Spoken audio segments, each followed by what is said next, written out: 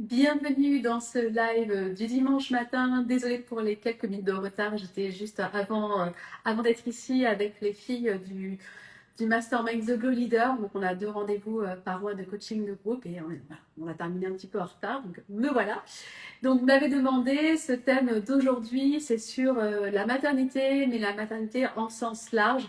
Vous m'avez demandé voilà, en quoi, enfin, j'ai pris le sujet de la maternité, euh, que j'ai utilisé ça pour vous montrer qu'en fait, les moments pas challengeants, voilà, challengeants de nos vies sont des accélérateurs de notre évolution. Coucou Yvonne, des moments transformateurs de notre évolution personnelle et professionnelle. Et donc pour moi, la maternité a été vraiment un tremplin non vers l'extérieur, mais vers moi-même.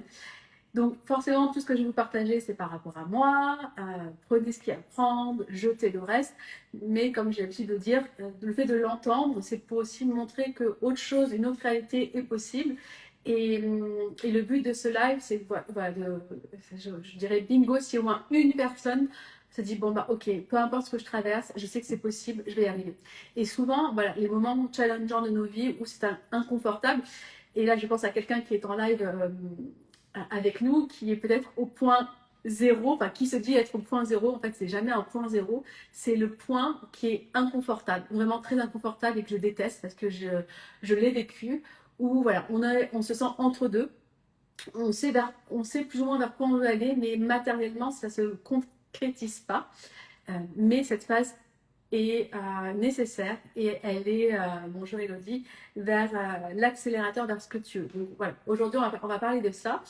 Et j'espère que voilà, le sujet vous va bien. De toute façon, vous n'avez pas tellement le choix à part de quitter le live si ça ne vous correspond pas.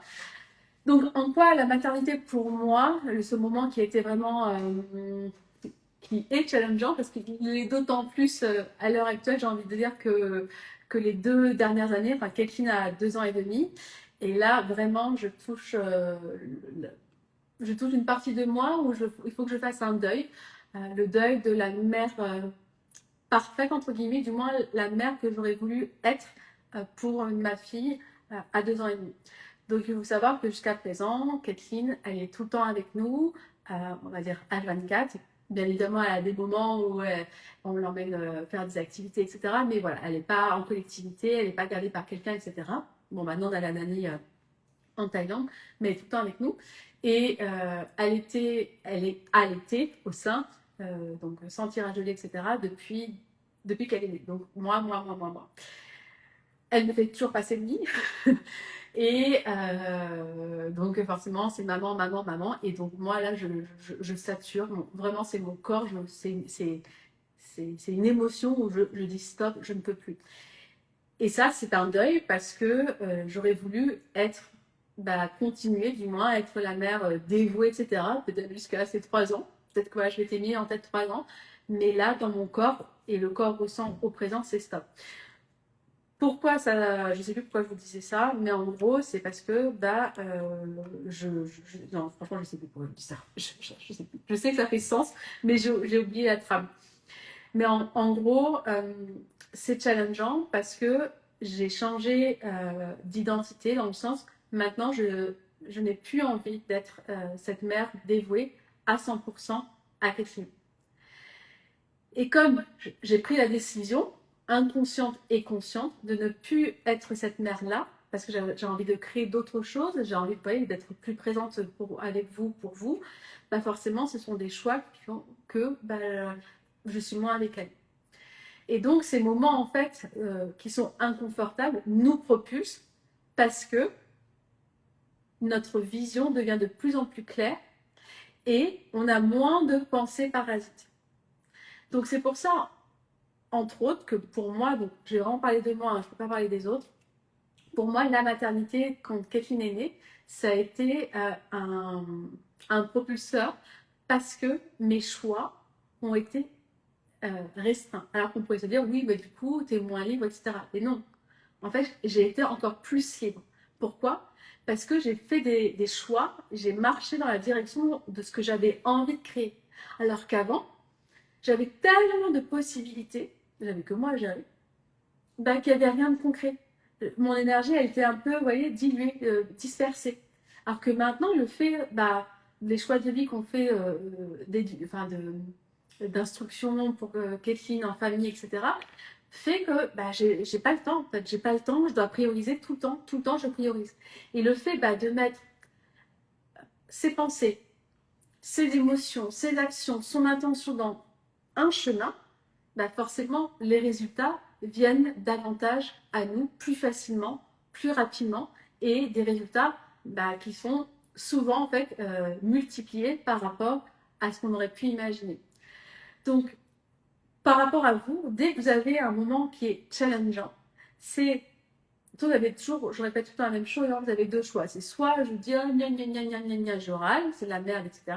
Ou soit j'ai ok, bon, il se passe ça, mais qu'est-ce que je peux faire de ça?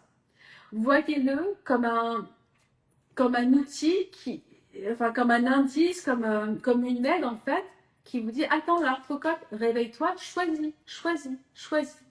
Si vous voyez à chaque fois les challenges pour vous dire ah c'est de la merde, c'est de la merde qui m'arrive, enfin vous subissez, vous subissez, vous subissez, vous ne pourrez pas passer cette étape supplémentaire. Un challenge est là à chaque fois pour nous réorienter.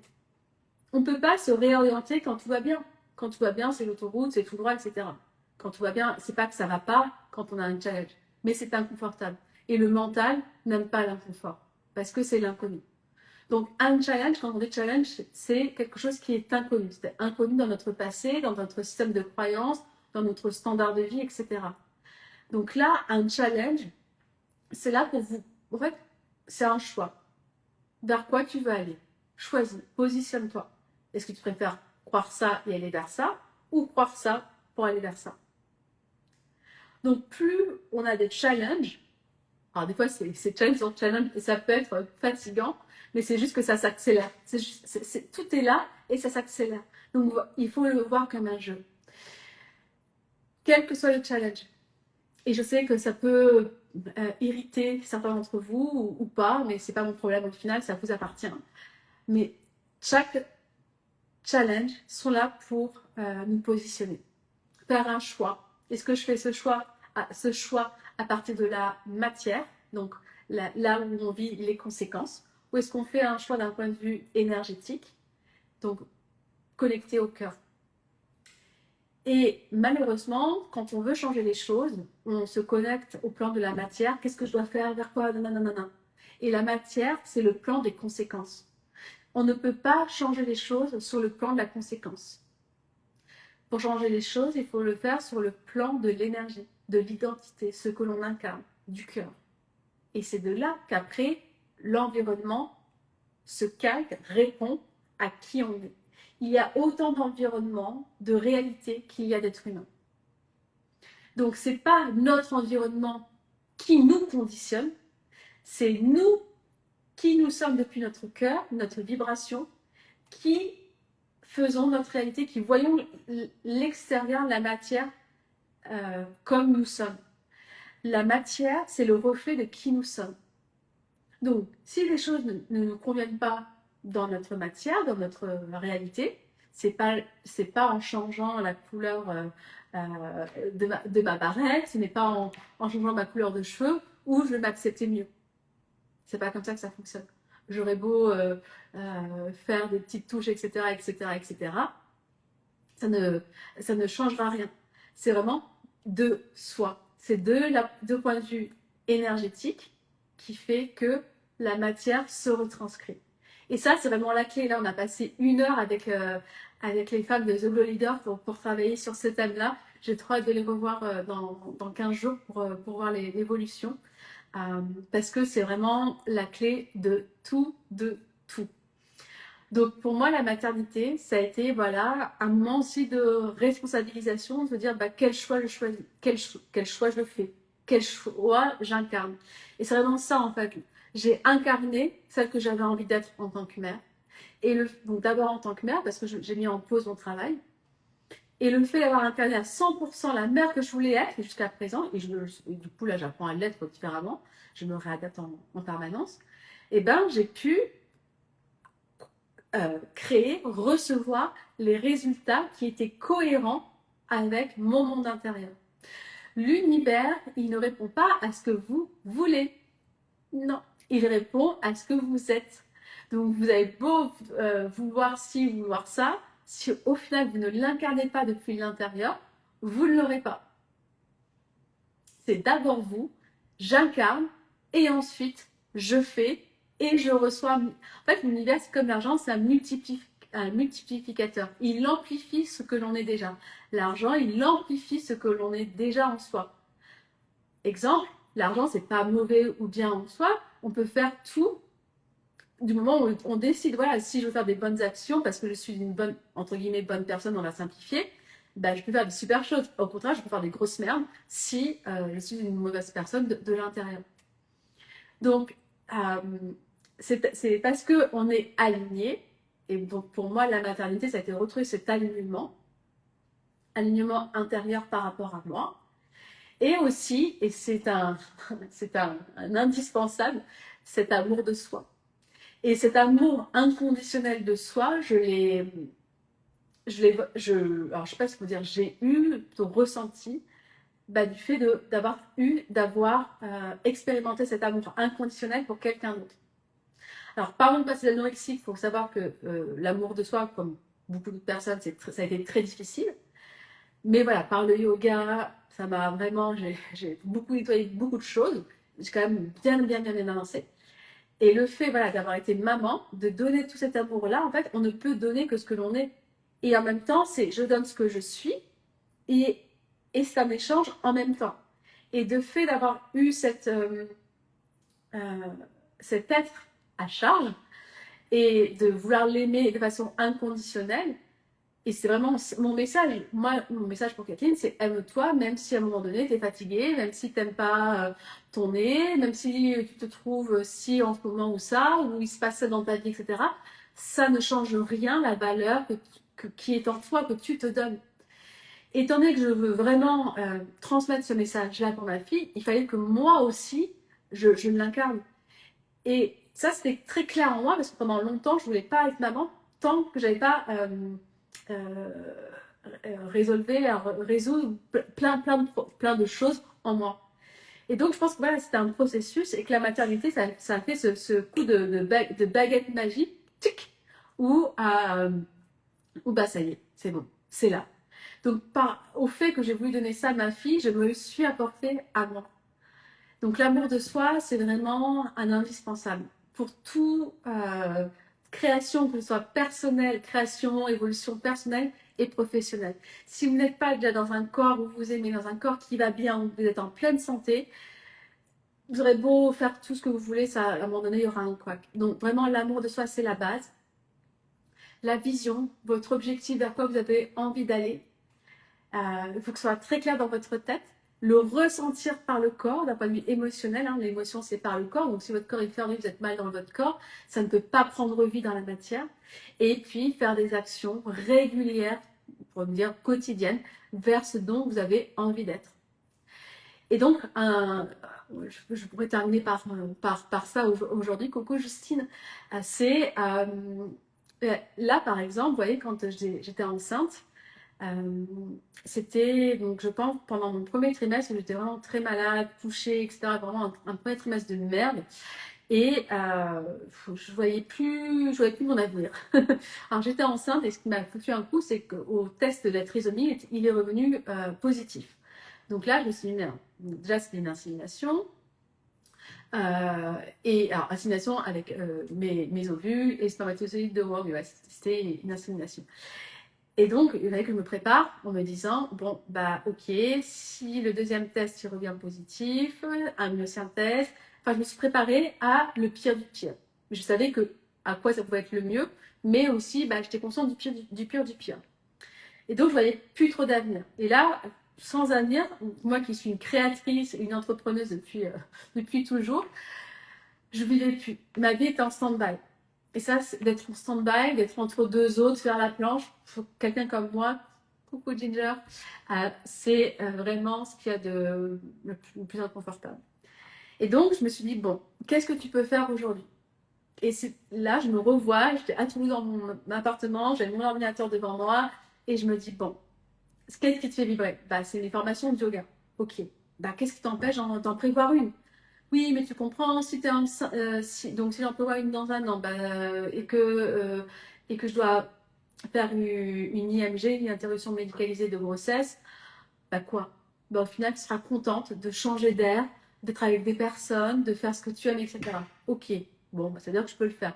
Autre cas, si ta grossesse va à terme et que tu as un bébé, elle aura 4-5 mois, est-ce que tu peux partir? Bah oui. Bon, bah alors qu'est-ce qui t'en empêche? Vous voyez? Donc j'ai incarné ce que j'avais envie, j'ai pris la décision de manifester dans la matière, donc j'ai lancé cette formation et elle est arrivée. Donc c'est toujours, ça part de soi, de cette identité, de ce qui est relié à soi. Et parce que j'avais une image très claire, une image, une idée, enfin voilà, je visualisais très clairement ce que j'avais envie de vivre pour cette maternité, de voyager en famille, etc., si ma grossesse allait jusqu'à son terme, et ben les choses se sont faites. Donc c'est vraiment des actions quotidiennes. Et le fait d'avoir décidé de faire cette formation en Inde dans un an, ben, il a fallu que tous les jours, je fasse des petites choses, des petites choses, des petites choses pour mener à terme. Voilà, communiquer sur ce que je faisais, partager. Enfin voilà, j'ai incarné la Coraline que j'avais besoin d'être pour matérialiser sur le plan de la matière qui est en dessous, la Coraline dans un an qui donne la formation de yoga avec sa fille ou pas.